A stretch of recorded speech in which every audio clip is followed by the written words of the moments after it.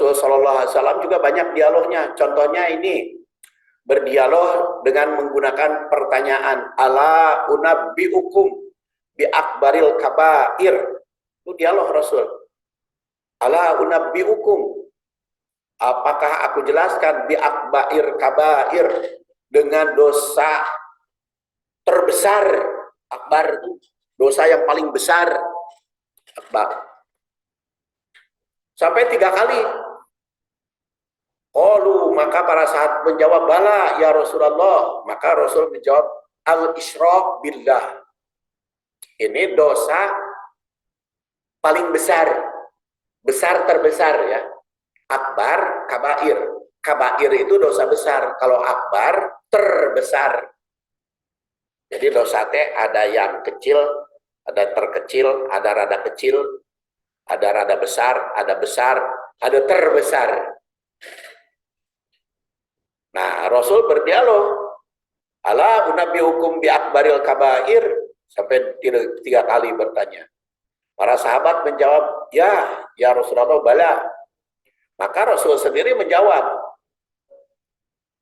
al-isyrak billah, syirik kepada Allah, itu dosa besar terbesar. Wa uququl walidain, menyakiti orang tua. Menyakiti orang tua. Makanya orang tua itu kan muji ya, kalau sudah tua. Jadi kalau sudah tua itu menguji. Ya. Karena kahoyong nanti beda-beda. Saya sekarang sudah ada sepuh di rumah. Aduh, ujiannya banyak. Ujiannya banyak. Saya ini kan ke istri saya, wayah. Nah, saya ingatkan, hamalatu ummuhu wahnan ala wahnin wa fisaluhu. Jadi saya ingatkan, itu baheula ibumu hamalatu ummuhu wahnan ala wahnin. Yang itu tidak bisa digantikan ya. Mengandung sampai merasa berat. Ibu-ibu yang merasakan lah, saya nggak merasakan. Ibu kan mengandung itu semakin lama semakin merasa berat, semakin payah, dan itu tanpa pamrih. Kemudian ngobehan, nyebokan, ngebersihan, masang popok, masang pampers. Nah, makanya ketika sepuh begitu, andai kata seperti bayi, nah wayana baheula oge kita gitu.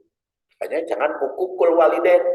Hukukul walidain itu mengucapkan satu nada saja sudah hukuk. Hukukul walidain. Kemudian beliau duduk. Setelah rada berbaring, beliau itu berdialognya, kemudian duduk. Wa qaulu zur, dan ngomong jur, ngomong jahat, ngomong kotor, ngomong itu benar. Sampai ditunggu diamnya, karena itu ruas gitu para sahabat itu. 3 dosa terbesar. Dialog Rasul ini bukan hanya satu nada atau satu posisi, tapi komunikasi dengan sahabat. Bahkan sehingga 3 kali mengucapkan bagaimana tentang dosa yang paling besar. Jadi kalau tadi mah umat terbaik, kalau ini mah dosa yang paling besar, apa perlu penjelasan? Maka sahabat menjawab, ya. Kemudian, ala ukhbirukum. Rasul juga berdialog, ala ukhbirukum bi ahlil jannah. Apakah perlu aku beritahukan kepada kalian dengan ahli surga? Nah, kalau ini mah senang. Kalau tadi makan rewas, dosa yang terbesar, tuh rewas. Sampai ditunggu berhenti. Nah, tapi Rasul berulang-ulang. Tapi kalau ini, ala ukhbirukum bi ahlil jannah, ahli surga. Rasul menjawab, kullu do'ifin mutadha'ifin, yaitu orang yang lemah tertindas. Orang yang lemah ditindas. Biasanya kan orang lemah nusuk ditindas teh. Hati-hati. Lau aksama Allah la barrahu. Karena kalau dia berdoa, orang yang tertindas teh berdoa kepada kita itu bisa dikabul oleh Allah. Makanya jangan coba nindas orang. Kalau ada orang lemah lalu kita tindas, lalu kita kita tidak penuhi haknya, lalu berdoa, itu bisa dikabulkan oleh Allah. Kemudian ala ukhbirukum bi ahlin nar. Perlu juga aku jelaskan kepada kalian tentang ahli neraka. Ya Rasulullah, kullu utul jawadin mustakbir, yaitu orang yang penghuni neraka, yaitu setiap orang yang beringas membela kebatilan, kuras membela kebatilan, itu ahli neraka. Jadi kalau ahli surga lemah ditindas, kalau ahli neraka beringas, kuras, menindas. Jadi lain orang daek ditindas, tapi hati-hati, waspada. Jadi dalam hadis ini terdapat 2 kali dialog dengan 2 kali tanya ala ukhbirukum. Nah, kemudian yang kedua tentang siapa ahli neraka. Kemudian dijelaskan bahwa ahli surga itu orang yang tertindas, orang yang diperlakukan pihak lain kurang baik. Jika berdoa kepada Allah akibat didolimi, maka bakal dikabulkan. Tentu saja pertanyaan semacam ini bukan kaum muslimin harus mau ditindas gara-gara yang ke surga jadi daek ditindas, bukan. Tapi jangan mau menindas orang, melarang menindas, karena akibat menindas itu akan terjerumus ke neraka. Sebagaimana tegaskan pada dialog berikutnya, orang kasar, keras, menindas, sombong, itu ahli neraka.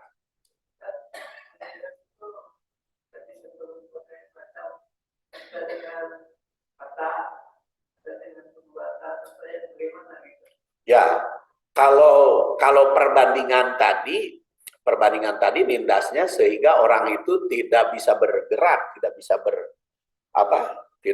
bisa maju karena ditindas.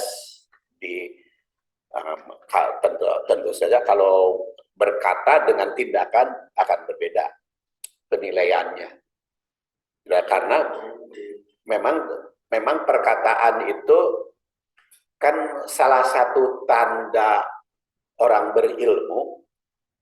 Kalau di dalam surat Al-Mujadilah ayat 11, salah satu tanda orang berilmu itu memberikan peluang kepada pihak lain.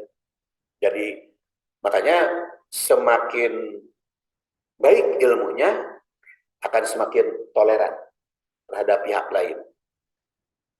Jadi semakin memberi hormat, ya semakin memberi hormat. Karena tanda orang berilmu begitu. Nah, kita lanjut sampai waktu duha, ya. Bi khiyarikum. Perkataan khiyarikum dalam riwayat Ahmad kalimatnya bi khairikum. Sebagaimana riwayat Ibnu Abi Saibah. Adapun riwayat yang lainnya bihiyarikum, yang terjemahnya sering dianggap sama. Namun dari sudut kebahasaan, khiyar itu lebih tepat paling terpilih karena kebaikannya di antara kalian. Sedangkan khair itu terjemahnya paling terbaik.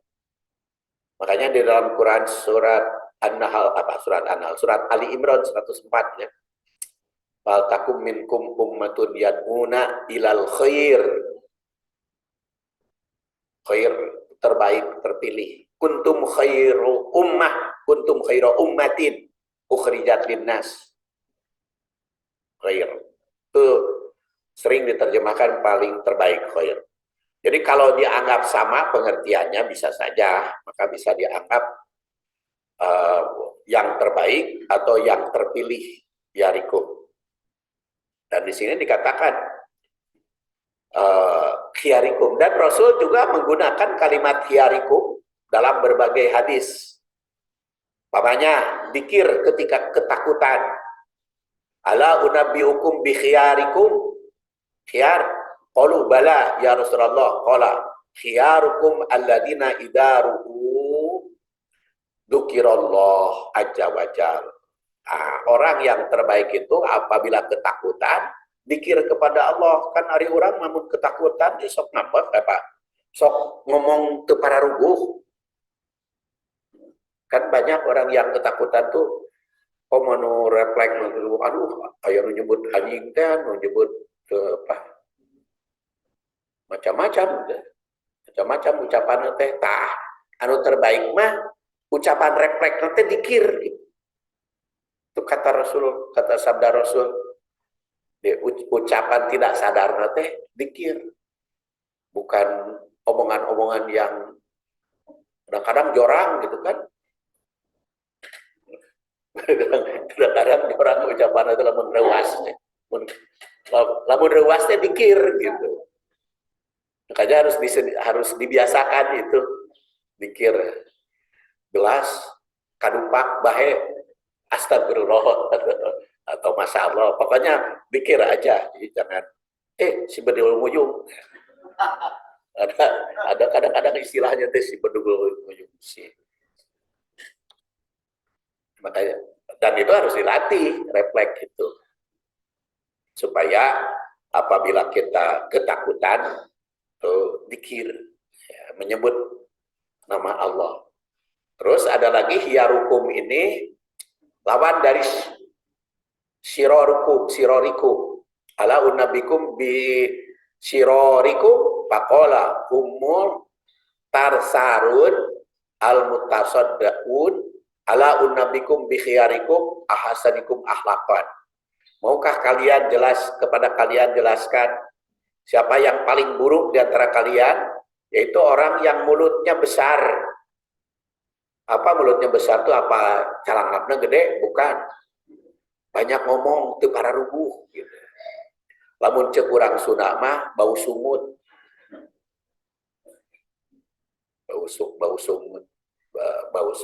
Kan, tapi beda dengan bau mulut ya. Jadi terjemahnya bau sumut itu jangan bau mulut. Jadi bau sumut teh ngomong teh sombong apa namanya garihal. Pokoknya itu enak didengar ya. Eta teh ditandaskan sebagai siron oleh Rasul yang bau sumut.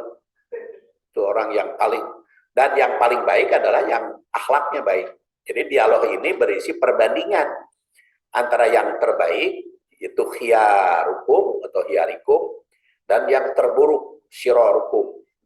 Nampak perbedaannya.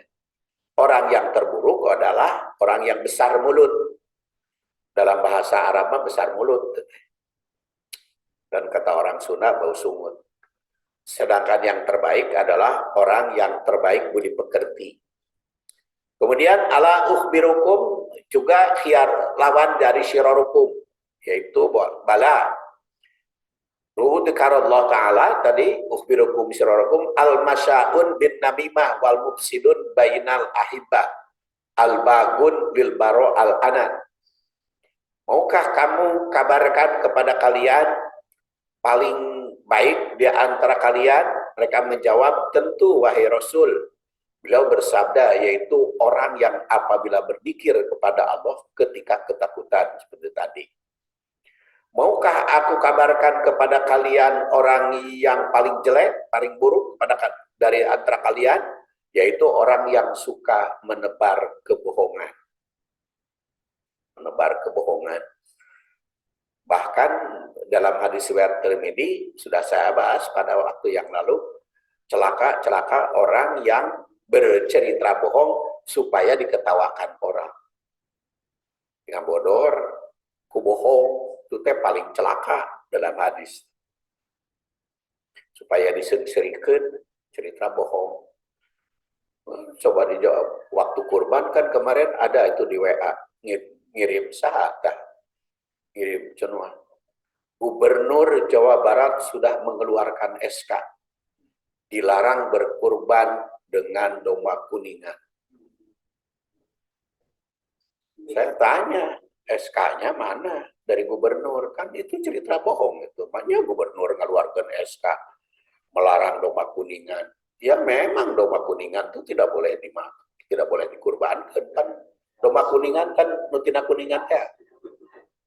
Tuas. Tapi itu teh bohong kan gubernur itu. Ya, itu jadi ingin ketawa jadi bikin bohong gitu. Bikin cerita bohong. Ya. Bercanda dengan bohong itu tidak boleh dalam hadis. Jadi kalau mau bercanda, kalau mau humor atau kalau mau ngeri, tong pakai bohong lah. Nu bener-bener we. Anu dikasirieuna. Aya cerita macam-macam kan di media massa itu biasanya. Jadi lama di sini didialogkan antara umat terpilih sebagai orang terbaik dan umat yang terburuk. Nah, orang terbaik di sini dikir apabila ketakutan seperti tadi. Kedua, orang yang terburuk menebar kebohongan. Kemudian mengadu domba. Bukan dombanya diadukan, mengadu domba, adukan orang, ya, bikin pasean. Kemudian berbuat kerusakan hubungan persaudaraan dan berbuat aniaya terhadap orang yang tidak disukai serta membuat kedaliman dalam dialog itu. Bersambung ke makalah berikutnya, insya Allah. Jadi acan tamat bahasan kita, insya Allah pertemuan yang akan datang akan kita lanjutkan. Subhanakallahumma wa bihamdik. Ada pertanyaan dulu? Nggak ada? Oh, enggak, Ibu?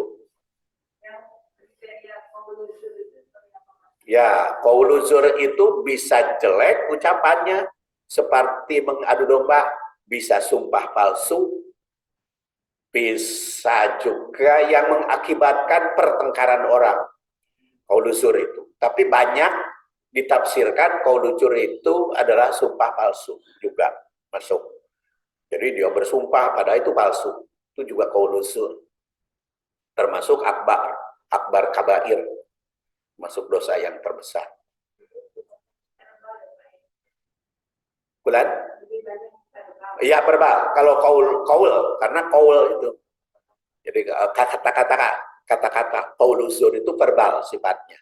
Yang bisa mengadu domba, bisa mempertengkarkan orang, bisa berita hoax, bisa berita menimbulkan perpecahan, qauluzur. Ya, bisa bully, ya, bisa membuli, bisa orang sampai terjerumus derajatnya gara-gara ucapan kita, qauluzur. Maka kita akhiri saja. Subhanakallahumma wa bihamdik asyhadu an la ilaha illa anta astaghfiruka wa atubu ilaik. Walhamdulillahirabbil alamin. Assalamualaikum warahmatullahi wabarakatuh. Waalaikumsalam warahmatullahi wabarakatuh.